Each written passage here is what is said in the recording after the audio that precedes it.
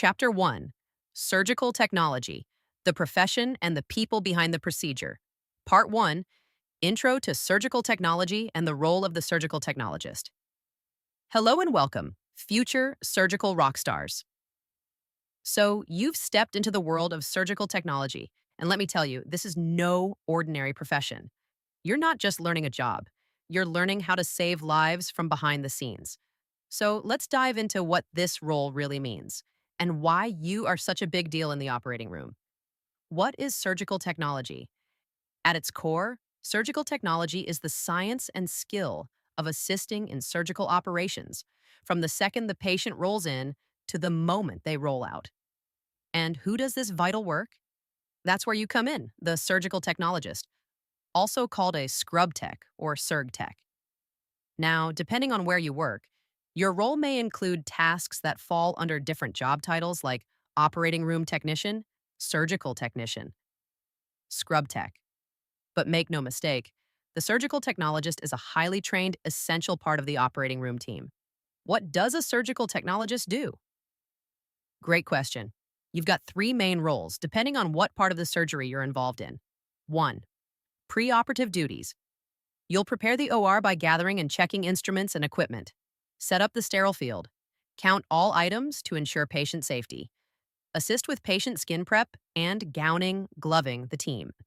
Think of this as building the foundation before the operation begins. 2. Intraoperative duties. This is where the magic happens. You're passing instruments, maintaining the sterile field, anticipating the surgeon's moves. You're alert, responsive, and steady. You assist with retraction, suctioning, and sometimes even with hemostasis or closing. 3. Post-operative duties. Once the procedure's done, you help with applying dressings, securing tubes, and preparing instruments for decontamination. You do a final count, help transport the patient, and ensure the OR is ready for the next case. You are part technician, part communicator, part patient advocate, and all essential. The education and certification side. To get here, you've got to go through an accredited program approved by groups like CAAHEP, Commission on Accreditation of Allied Health Education Programs, or ABHES, Accrediting Bureau of Health Education Schools. After that, you're eligible to take your certification exam through NBSTSA, National Board of Surgical Technology and Surgical Assisting. Pass that exam, and boom, you're a certified surgical technologist, CST. This credential shows you're trained, tested, and trusted, and many employers require it. Professionalism and career outlook. This isn't a field where you just clock in and clock out. Being a surgical technologist means showing up prepared, keeping up with new techniques and technologies, communicating clearly and confidently with your team. The good news? The job outlook is strong. There's a growing need for skilled techs in hospitals, surgery centers, and even labor and delivery. You've chosen a career with real opportunity and real impact. That's it for part 1, but we're just getting warmed up. In the next section, we'll break down the entire surgical team, how each member functions, and how you fit into that structure like a vital puzzle piece. Until then, stay curious, stay sharp, and stay ready. You've got this. Chapter 1, Part 2, The Surgical Team, Your Crew in the OR.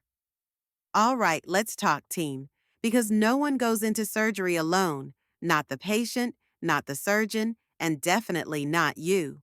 The operating room is a high-stakes, high-skill environment, and it runs on teamwork. So, who's in the room with you? Let's break it down. The surgical team structure, 2 main categories. There are 2 sides to the surgical team. 1. Sterile team members. These are the folks who work directly in the sterile field. The surgeon, the surgical technologist, you, the first assistant. You're all scrubbed in, gloved up, and working inches from the patient. 2. Non-sterile team members. These team members don't touch the sterile field, but are still absolutely vital. Circulator nurse, anesthesia provider, radiology techs, reps, or other support staff may come in and out as needed. Let's zoom in a bit. The surgeon. The surgeon is the team leader. They're the ones performing the actual procedure, making the incisions, suturing, and guiding the whole process. They rely on the rest of the team, especially the surgical technologist, to make the procedure smooth and safe. The surgical technologist, that's you, set up the sterile field, pass instruments during surgery, maintain sterility at all times, anticipate what the surgeon needs before they even ask. Ensure that all instruments and supplies are accounted for before and after the procedure. Your focus: patient safety, team support, and surgical precision. You're the backbone of the sterile environment. The first assistant. This person works shoulder to shoulder with the surgeon. They might be another surgeon, a resident, or even a trained surgical technologist with additional certification. They assist with tasks like controlling bleeding, retracting tissue, suturing, applying dressings. They're up close and personal with the surgical site, working to help the lead surgeon perform efficiently. The circulator, non-sterile role. Think of the circulator as the bridge between the sterile and non-sterile worlds. They retrieve supplies, document the case, communicate with other departments, help position the patient, confirm consent forms and safety checklists. They're often RNs, but in some cases could be LPNs or surgical techs with experience. The circulator keeps the room moving and problem solves so the sterile team can stay focused on the surgery. The anesthesia provider. This could be an anesthesiologist, MD or DO, or a CRNA, certified registered nurse anesthetist. They monitor the patient's breathing, heart rate, blood pressure, and overall comfort and consciousness throughout the procedure. They're responsible for the patient's life from start to finish. They may not always say much, but believe me, they're listening to everything. Other supporting roles in the OR. Biomedical techs help with equipment issues. Surgical reps may be present to guide the team when using specialized implants or tools. Radiology techs come in when imaging is needed during surgery. Everyone has a job. Everyone has a purpose. And when the team flows together, it's a beautiful thing. Chain of command and respect. In the OR, respect and communication are everything. You'll hear terms like surgical conscience, doing the right thing even when no one's watching, time out, a final pause before the first incision to verify patient, procedure, and site, and count protocols to ensure no items are left inside the patient. Every person is expected to speak up if something seems unsafe, even students or new techs. Why? Because the patient's life depends on every voice being heard. So remember, when you step into that OR, you're not alone. You're part of a well-oiled, highly trained team, each with their own role, but all moving toward the same goal: a safe, successful surgery. Next up, we're diving into the history of surgical technology and how we got here, from blood-soaked aprons to sterile gowns and cutting-edge tools. Let's go.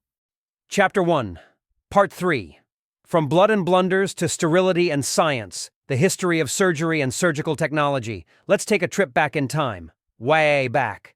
Because to understand just how advanced the modern OR is, we've got to look at the messy, risky, fascinating history of surgery. Trust me, you'll never look at a sterile gown the same again. Surgery before science. For most of history, surgery was brutal. There was no such thing as anesthesia, no gloves, no sterile field. Patients were often strapped down, awake, and screaming. Surgeons worked fast, because speed meant survival. And guess who used to perform surgeries in the early days? Barbers. Yep, those same red and white poles? That's where it comes from. The barber surgeon did haircuts, bloodletting, and amputations. Yikes. The game changer. Aseptic technique. Enter Joseph Lister in the 1800s. He's considered the father of modern antiseptic surgery. He used carbolic acid, a disinfectant, to clean wounds and tools. And guess what? Patients stopped dying of infection. His ideas were revolutionary and not immediately accepted. But eventually, hospitals realized clean equals survival. That laid the groundwork for what we now call aseptic technique, the foundation of everything you're learning in surgical technology. The 20th century. The rise of surgical technology, World War II, created a huge demand for trained surgical assistants. The military needed people who could assist surgeons under pressure in combat zones with precision and calm. That's when the idea of the surgical technologist started to form. At first, it was trained nurses who took on the role. But soon, it became clear. This needed to be its own profession. Over time, hospitals and educational programs began formalizing surgical technology as a specialized field. Organized, accredited, and certified, the field kept evolving. Professional associations formed. Accredited educational programs were established. Standardized certifications were developed. The two biggest organizations leading the charge today? AST, the Association of Surgical Technologists. NBSTSA, the National Board of Surgical Technology and Surgical Assisting. These groups protect the standards of the profession and make sure patients are in safe, skilled hands. Today, surgical technology is recognized as a serious, respected career. And you, my friend, are part of that legacy. Why history matters to you. Why does all this matter? Because when you gown up, when you drape that patient, when you maintain the sterile field, you're upholding over a century of hard-won progress. Every step you take is part of a story that started with chaos and ended with control. We went from dirty knives and guesswork to robotic surgery and precision medicine, and surgical technologists have been there every step of the way. You're not just learning technique, you're joining a movement that changed healthcare forever. So, the next time you set up your back table or do a count, remember, you are standing on the shoulders of giants. You are part of the evolution. You are essential. In our next section, we're diving into professionalism, ethical responsibilities, and surgical conscience. Because being great at surgery starts with being great at how you carry yourself. Let's keep it going. Chapter 1. Part 4. Professionalism, Surgical Conscience, and Doing the Right Thing. When no one's watching. Let's talk about what separates a good surgical tech from a great one. It's not just speed. It's not just knowing your instruments. It's how you show up. Your mindset, your behavior, your ethics. That's the foundation of professionalism in the operating room. And it's something that starts right now, in your training. What is professionalism in surgical technology? In simple terms, professionalism means showing respect to patients and coworkers, being reliable, punctual, and prepared, keeping calm under pressure, knowing when to speak up and when to listen, protecting patient privacy at all costs. Even small things matter. How you look, how you handle conflict, whether or not you're gossiping in the lounge. Professionalism is a reflection of your integrity, your inner compass. And in the OR, that compass guides everything. Surgical conscience, your inner voice in the OR. Now, here's a term you're going to hear a lot. Surgical conscience. It means doing the right thing, even when nobody's watching. Let's say you accidentally contaminate your glove. No one saw it. Do you keep going? Nope. You stop. You change. You speak up. That's surgical conscience. It's personal responsibility in a sterile environment. And it's one of the most powerful tools you have. It protects your patient, your team, and you. Confidentiality and HIPAA professionalism also means keeping patient information private. Always. Ever heard of HIPAA? It stands for Health Insurance Portability and Accountability Act. It legally protects patient health information. So even if you're walking to your car and you want to tell your friend about that crazy case you saw today, If there's any identifying info, you're violating HIPAA. Patient information stays in the OR. Period. Ethical responsibilities. In surgical tech, your decisions aren't just technical, they're ethical. You might face situations where someone skips a step, or a mistake gets made, or someone talks down to a teammate. What do? You remember your code of ethics. Always act in the patient's best interest. Always follow legal and professional guidelines. Never be afraid to report unsafe behavior. Ethics and professionalism go hand in hand. And here's the truth. Your silence can be just as dangerous as someone else's mistake. Start building your reputation. Now people will remember how you stayed calm when things got intense, took initiative to learn more, admitted when you didn't know something. That's professionalism. That's leadership. And trust me, surgeons, nurses, and preceptors will take notice. So, if you're ever unsure about what to do, ask yourself, what protects the patient? What maintains sterility? What would I be proud to say I did? That's your guide. That's surgical conscience. And it will never steer you wrong. In our next section, we're diving into the various roles and specialties within surgical technology and how your career can evolve over time. From scrubbing in to leadership and even advanced assisting, there's more than one path in this field. Let's explore it together. Chapter 1, Part 5, Your Career, Your Way. The Many Paths of a Surgical Technologist. You might be here thinking, okay, I'll learn how to scrub in, hand instruments, keep things sterile, and that's my job. But guess what? Surgical technology is just the beginning. This field has layers, specialties, growth paths, leadership roles. You're not just learning a skill, you're stepping into a career that can evolve with you. Let's break it down. The core role, scrub tech. At the heart of it all is the scrub role. That's where most surgical technologists start.